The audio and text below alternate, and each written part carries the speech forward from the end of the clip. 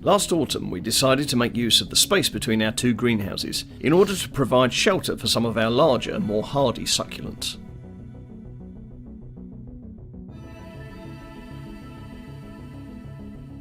Rough plans were drawn up so that we could use some spare timber for the framework which we had left over from work done on the house. Joints were cut into the pieces which were then screwed together to create the two sides first. These were then connected around the aloe striatula, which was going to be one of the occupants.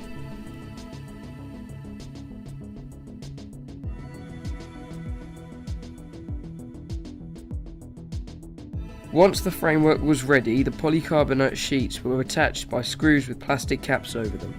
It is important to make sure that the UV resistant side faces outwards.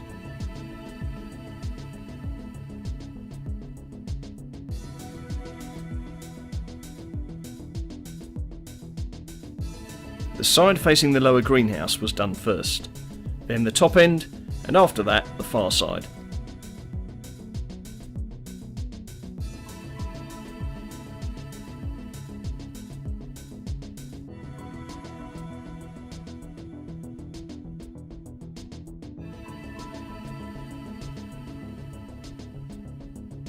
Before the final side was completed, more of the large plants and troughs were placed inside. Then it was time to do the roof. Sometimes measurements needed to be recorded on the nearest available object. The roof was then attached by cable ties and eye hooks. Some water got in the air gaps between the layers, so this had to be removed before the edges were sealed with silicone sealant.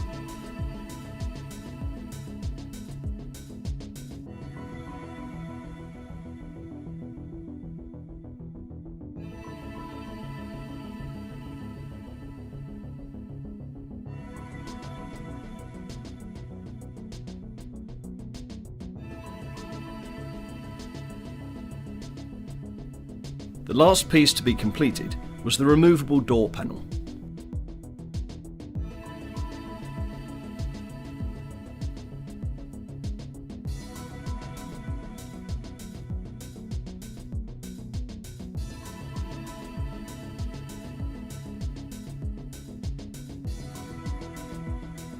The last thing to be added was some bubble wrap under the roof section, as there were still a few leaks in heavy rain. It had one of its toughest tests so far with the snow at the end of January, but the plants inside seemed happy and reasonably dry.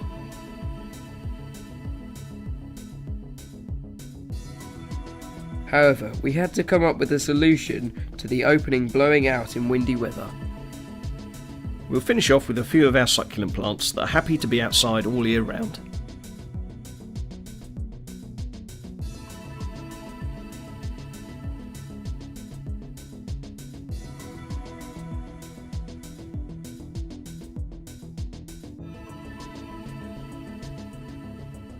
Thanks for watching, and don't forget to subscribe.